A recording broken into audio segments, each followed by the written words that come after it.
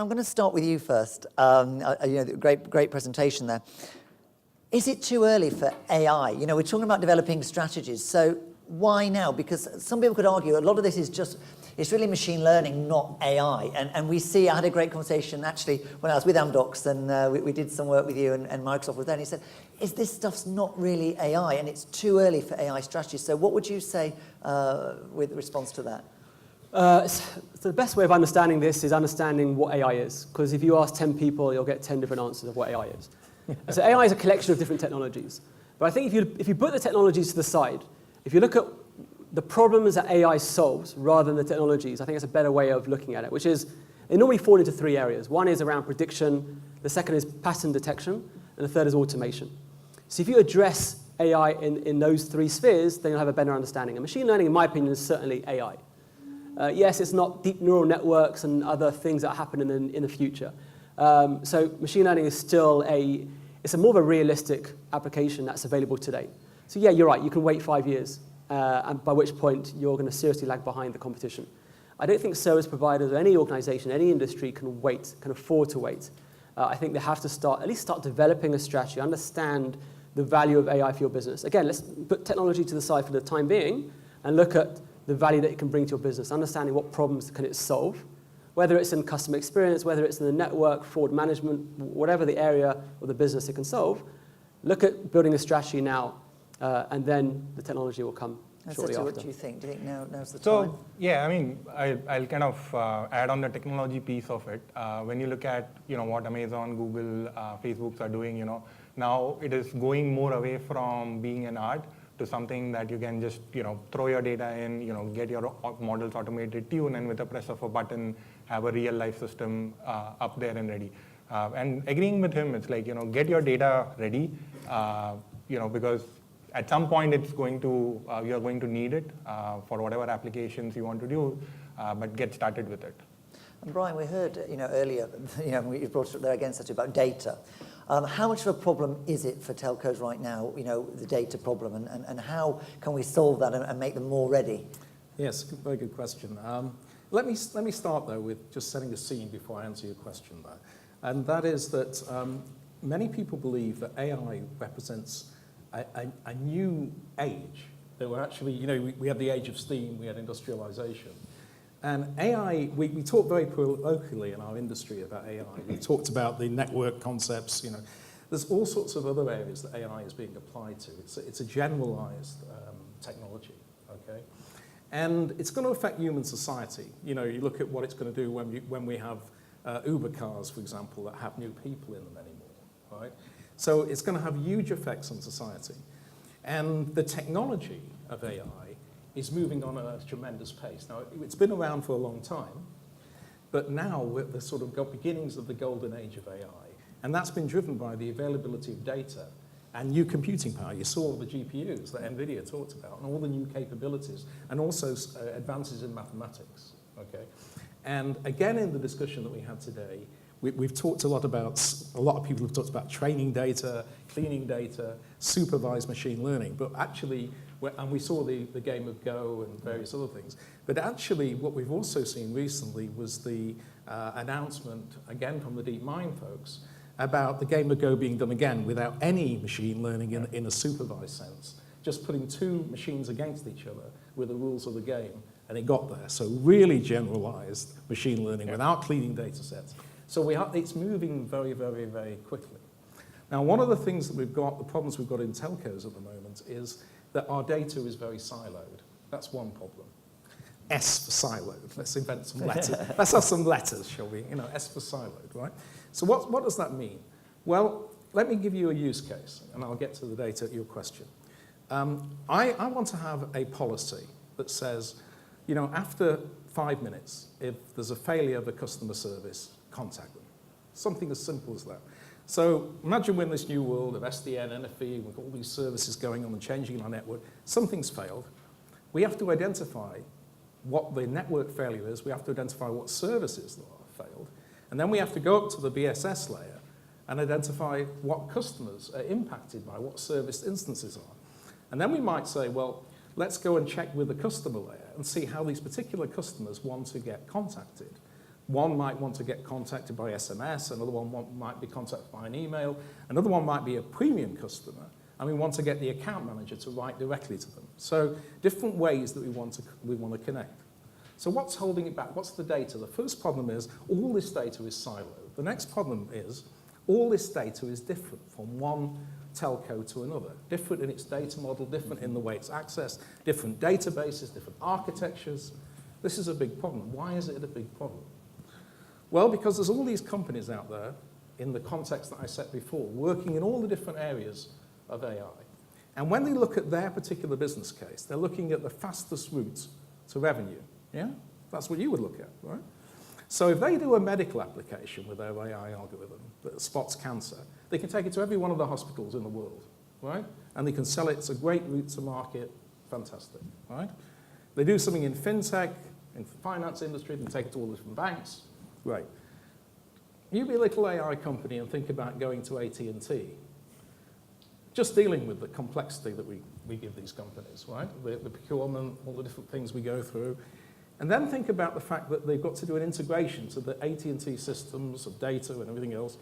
And that's just to get the data. And then they've got to send messages to the network to do something. And that's all custom as well. And then they want to take the same application and do it for, say, Verizon or somebody else. You know, China Telecom, whoever it is. And it's all different again. So they've got the same algorithm, but they've got to now connect it, do the integration, start again, have another way of connecting it to the next one again. And this becomes not an easy route to get to market. So one of the things that we've thought about in the forum is standardizing. First thing is having a holistic data model. So in the new ODA architecture that I had the honor to help, with the paper with Barry, with co-writing it, and it's going on in the other room. You see one of the things we're talking about now is having this unified data architecture. And it's going to be some sort of pub-subscribe data architecture. And it's really important that we create this data architecture now.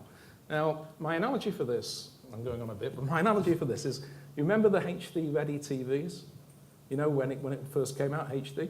Imagine what we've got to do now is to get our networks ready to adopt AI technologies. And to do that, one of the first things we have to do is to get this data stuff sorted out as an industry. And of course, if we develop the standards around those data models, how it's going to work, how the pub-subscribe mechanism, all of that stuff, that's going to make it much easier for the innovation from that community working in all different layers of the network. And then we've got to work on this intent messages. And intent is the way that we can pass the information from the AI system to the network, to the different layers of the operating system. Now, there are three application areas that we've identified in the forum where we think there is really scope for, and we've only talked about one of them mainly in the whole of today that I've set out, and that's CX, customer experience. We've been focused very closely on. It's very important. But that's one area, and it's the most developed. Do you know why it's the most developed? Because it's available for all industries. It's an easy route. Just think about it. It's an easy route to revenue for the AI companies, and it's basically the same everywhere. So I'd like Doran to come back on this, because obviously you have been doing this with Smart. You've showcased on this. So how hard was it for you to really launch those services? And with great results, seeing they're reducing their churn. So how difficult was it to get it up and running? And is it a great challenge for vendors as well as service providers? I think so. I see things slightly differently to Brian, which is. Yes, the capabilities of the technology is more broadly available today. I also think that service providers are realizing that they're looking over their shoulder at the over-the-top providers. They're seeing some of the great capabilities that they're leveraging to make things as easy as possible for their customers. And they're realizing actually there's a very little barrier to entry to embrace things like chatbots. And chatbots is a tricky one because the vast majority of chatbots on the market today are fairly simplistic bots. I think the past year alone, we've seen huge advancements in AI, real AI-based bots. But anyway, things like bots and leveraging AI within the contact center, using things like machine learning KPIs for agents in the call center, I think that it's actually relatively easy to deploy. I also think adding to the mix domain expertise is critical as well, critical to ensure success. It's one thing, like you mentioned, going to a startup business who has these great capabilities, but actually understanding how to inject intelligence into each of these different business areas, what role that will play. So having specific expertise in these domains is critical to understanding the success that you'll get from it. So I think there's more understanding, and bots, for example, are pervasive everywhere. So marketing, customer care departments are aware of them just by reading articles online, are aware of the concept of lookalike modeling, like Amazon do so well, so successfully. This concept of predictive models and being able to predict customers' future intent, future purchases as well. So I think there's more understanding in the market of that. And I think that's probably why. I wouldn't dispute that, but there were other areas as well. I mean, Yeah.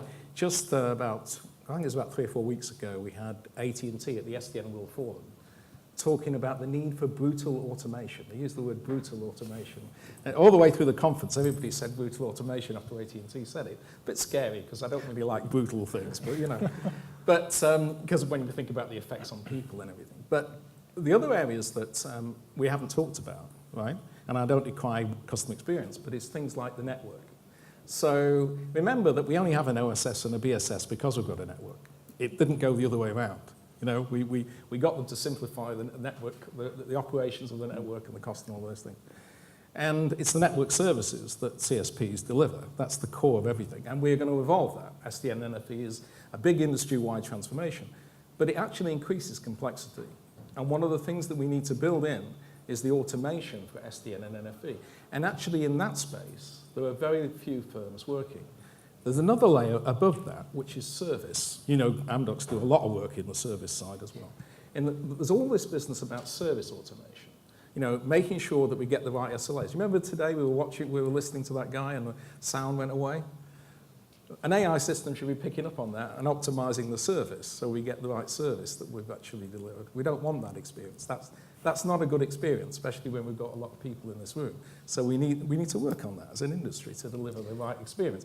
And then we've got the customer experience layer. Now, there are some companies, when you're looking at where we are with AI, by the way, in the telecoms world, I use one company as an example because it's just a very good example, and that's the company called Darktrace, which is a UK company, and won the 3rd best startup of all companies in the UK recently in the Sunday Times, which is one of our big papers. And that's predicted to be one of the first 50 billion startups in Europe, growing at about 600%, only 2 years old, and working using unsupervised machine learning in the area of networks, of evaluating the heuristics of networks.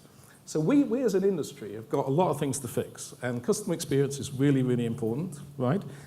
But if we can't deliver the transformational network and services, it's not going to, you know, if I lose my broadband, forget all the other nice customer experience stuff, if you can't get that back for me in a reasonable time, well, yeah, I see some loss. I'm going to go somewhere else, right? However good it, you know, deliver me my service the way I want it. The performance of my broadband sucks at certain times in the day. I'm not going to be happy with that. So these areas we've identified these key areas of network, of service, where we need more work as an industry, and to bring in the innovation in those spaces as well as in the CX space. And Setu, where do you think the real opportunities are? What kind of work are you doing here for AI? Specifically with Nielsen, right? One of the things that, you know, customer experience is key part of it, and, you know, we help telcos evaluate a lot of them. And in course of evaluation, you know, we do come across a few examples that was there, right? So one of the things that we worked with one of the telcos in Southeast Asia was just looking at the network performance through our panels. And, you know, just out of curiosity, we ended up asking them, it's like, okay, how do you look at network performance and fix those issues before? And they said, they ended up mentioning that they look at the number of events that are coming through, and those events fall down. That's how they figure it out. And then that kind of prompted further discussions on that, which kind of realized to what you were saying is, hey, it's difficult with the data because in a live network, I can't inject faults to see, you know, how my behavior would change, and that's hard to do. So we kind of help them out on making some suggestions of, hey, you know, how would you change from looking at events and go and look at time between events to really identify what faults that were there. And companies are like, you know, even if as of now they have not adopted that solution, so they are slow to get there.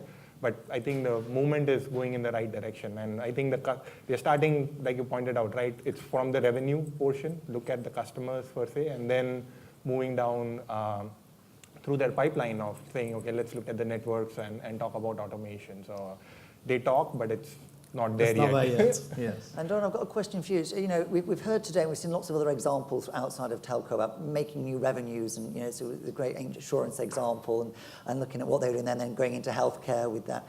Then we obviously had the fireside chat with me and True, and it was interesting to say, well, telcos don't need to innovate in AI. We can copy and go behind. What's your view on that? And do you think, you know, telcos are ready to innovate? Because for me, from my perspective, you know, as an analyst, is, you know, if we don't innovate now, we're going to miss the bus, right? You know, and yet again, that's another opportunity that telcos would have made. So what are you seeing in terms of innovation? And, you know, even your example, it's all about reducing churn, but what about getting new customers and getting people excited about new services that telcos can do? Exactly. The analogy I use is the train has left the station, which I've used numerous times in previous presentations. Absolutely. It's not too late to innovate at all. Yeah, absolutely. You can look at some of the more forward-thinking companies and copy them in some respect. With so much going on in the industry, with consolidation, with this move to broaden the scope of products and portfolios, bring in media, TV, etc. I think service providers have to transform, and they will do. They certainly will do. There's huge opportunities to sell a much broader portfolio of solutions now, which is great for many service providers, and it will continue to happen in the next few years. So I think eventually, when more and more mergers and acquisitions happen, I think this will give further opportunities for them. And Brian, what do you think the biggest prohibitor to this is? Because obviously it's not happening fast enough. No. It's interesting when you look at innovation. I spoke recently, I had the pleasure actually to do a keynote at Vodafone's Global Architecture Conference, and we got a lot of fantastic feedback and a lot of discussions. And one of the discussions was around open source. You know, open source has been seen by many as a replacement for standards. I don't believe it is. I think it's an addition. We talked about that. But we talked about the innovation open source enables. It enables you to get your innovation speed. We talked about DevOps and open source in that context, to move your innovation speed. And one of the things that telcos have struggled with is their innovation speed. When you compare them, they talk about, you know, Google and Facebook, and are we anywhere near there? You know, it took us 2 years to get this latest service out. These people have done it in 3 weeks. Look what Geo did by redoing things in a new way, you know, breaking the mold about. We can't afford to be stuck where we are, can we? We can't afford to be stuck with that level of slow innovation. So the question is, can telcos do all this innovation internally? Is that the model? Well, it's not the model that a lot of the new industry is using. It's using an open innovation model, right? So my belief is it has to be an open, if we're going to get the innovation speed up, let's just say it's an open innovation model. So what does that mean? That means collaborative innovation, right? It doesn't mean closed innovation. I think that collaborative innovation will always win, personally. Personally believe that, right? So if we believe it's a collaborative model, we can do things inside the industry. But we haven't got the data scientists. We haven't got the experts in the particular space. And we're probably not going to get them. They're like gold dust anyway. They're not just all in the big companies, actually. 4 of the best internet startups, like DeepMind, for example, have come from the UK. There's been some big acquisitions recently. There are lots of little companies. DeepMind was only a little company. Demis Abbassas and they were a little company, right? Just not long ago. And they were acquired by Google, a big guy, you know, but they were a little company. So there's lots of these little companies who've got data scientists, who've got great innovation, and they work in different spaces. You get a CX company, NLP company, you get other people working on video, you get people working on network, there are a few. Some people working on service. I know a few companies working on service, like including Amdocs and others, right? And so that you get people working in these different dimensions. We've got to find a way to ingest that. If we really want to make this industry move forward, my contention, you can discuss it and I'll put that forward to you, is that we must open our arms to the AI innovators and allow those AI innovators to work with us. That's my belief anyway, to work with us to generate the capabilities that we need in service, in network, and in CX as well. And I don't, you know, it's big companies and small companies, to bring in those innovators and to work with them to get the innovation. And that is the challenge. And I mentioned these barriers about, you know, the difficulty it is to do business with us. And I think the forum could help in that. We've enabled a lot of companies to come together in Catalyst and in other things. We should expand that. We want to build together with our members. We're going to discuss that further. Of AI strategy. Some of the things I've talked about are in the document we're going to put out for members to look at in the next few months. And we're working in those areas. Where will our focus be? What do we need to do on the network? What do we need to do on the service? How do we develop the data architecture? What are we going to do about intent? And it's all about creating the platform first, getting our networks AI ready. What do we need to do in the next, to make it available for that, rather than focusing on one particular piece of AI, create a platform and create an industry link between ecosystems, between the AI and the ecosystems and the telcos. That's what we, in the forum, we think we could add great value to the industry with your help to start on that process. That's where we'd like to go. And so too, there's lots of different technologies out there, as Brian just says, look, so, as a company, where do you get started? How do you, if you're looking into AI and you want to become more intelligent, how do you get started? Who do you look at and which technologies do you want to implement? So based on, our talking to different companies in Southeast Asia, it actually starts from, who initiates that conversation. If it's from the CTO organization, the conversations are fairly different. From a CEO organization, again, the amount of funding that you end up getting is completely different. And it has been pointed out over and over again that it's very revenue driven. So I would say, hey, start small, even if it's from the customer experience per se, start small, start collaborating. To your earlier question in the morning, hey, there are a lot of startups out there. There's a good ecosystem of companies out there. Start to collaborate, right? Yeah. That mindset that we need to invent everything internally needs to go away, and start working through, right? I'll say an example for image recognition, right? I can download what Google has done and deploy it right away, right? But can I download something that's been developed by Vodafone or something and start working? Never. You won't even know what they're doing internally. Yeah. And that becomes a challenge. It's, hey, start with the collaboration if you don't want to work with it. It's a low risk thing. There is not a lot of funding required, but that would be the first step. And if that works, go to the next step, right? Have your own people working on some of those things. I understand there's confidentiality with the data, there's privacy issues that they need to worry about, but that can be solved. There are a lot of different ways to address it, but have that plan to go and say, okay, here's what we are going to do. And startups is the best way to get started. Start small, look at your customer things.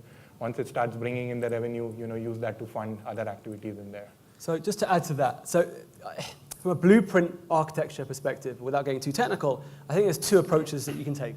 I agree in some respect to starting small. I think there's two options. One is you can look at point AI solutions for specific use cases, or you can develop a more broader, more holistic approach, a proper architecture that's more of a cross-domain platform, and build specific AI use cases on top. And the challenge with deploying individual fragmented AI solutions is that they're fragmented, is that sometime in the near future, those service providers are going to have to figure out a way to connect each of these disparate AI solutions together.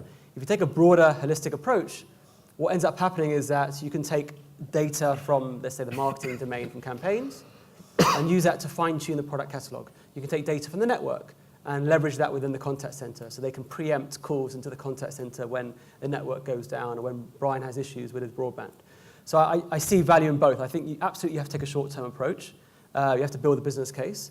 But throughout the journey, I think you should look at a much broader medium to long-term plan as well at the same time. I agree completely with that, actually. I think that the second one is harder to do. Yep. But my only contention is we need to do it for the industry. So if every telco takes the approach of building a platform and every one of them is different, that's not going to, I don't believe that's going to work. So somewhere we have to begin to define what is the structure, what is a common structure, how does this data layer work? And that'd be really powerful for the industry to do that. And as I said, the data goes out from one piece and the intent comes in. So we've actually got to sort the intent out. There's very little understood about the intent. The intent is kind of the taxonomy of the messages, like a message contact customer with a list of customers. Or do you say, ring customer, or what's the taxonomy of the messages, that you need to pass? If that's not standardized as well, then there's not a common language on the other side and you end up with another lot of SI. So we've got to kind of begin to define the future. People will build today, like you said, and rightly so, individual things, but we don't know what we don't know. And we're going to want to connect systems together in the future to do that, what I described, that use case, for example, that spans the OSS, and the BSS, and goes back into contact customers and all the rest of it. So we want to make the first thing you have to get to is we need to have a common data architecture. That's the discussions going on in the other room. ODA is talking all about that. It goes through with governance around it and security around that layer and how that's going to work. And building that is a great enabler, standardizing that for the future, standardizing the intent, building things now to get going, and I think being clear on these new domains that we're talking about in the forum, because we think the focus, and that's for discussion again, is customer experience, which is including forward management and other things like that. Service, which is about optimizing services. We just saw an example of why we need to optimize services and look at SLAs in networks, and we know we need to do that for business. We need a new context for that in the world of SDN, NFV, and all the rest of it, and flexible services and things like this and things moving around. And then we need the network one to optimize the network infrastructure to deliver, to be the resource management of the network infrastructure, basically, that we need to work on, and the fault management of that layer in the new context. Those are three key areas. And then there's areas I think that we do not want to go to, because in a strategy you have to know, and I would say the HR systems would be one. So my example would be that HR is really important to telcos, and there could be discussions in that dimension. But the TM Forum's focus has been on OSS and BSS and the network and the billing systems and everything else. And we have to decide where we want to focus initially. And so this is all for discussion, by the way. None of what I'm saying is in stone, and it's just a view. But it's the start of the debate. Where is our focus in the forum? What are we going to do first? Is this really important that working in the data side would help the industry? Is this the right way to talk about the future towards a platform? And then if we do that, and certainly we're getting great feedback from the CSPs we've been talking to initially with some of these ideas, then we take it forward to some action in the next few months. And my final question, Lauren, just to bring it back, is, I've had a very great opportunity with Aya to play with her at Mobile Congress and see what it does. So what is the future for her? At the moment she's doing, it's great, it's intelligent, and it's doing lots of things that we know about bundling, adding new services, but what do you see the future of where that product can go, and is there anything new and exciting you think that with AI can really enable for service providers and that, that customer centricity piece? At the moment it's just really reducing, call center contact. Is there a new area you're going to really focus on pushing?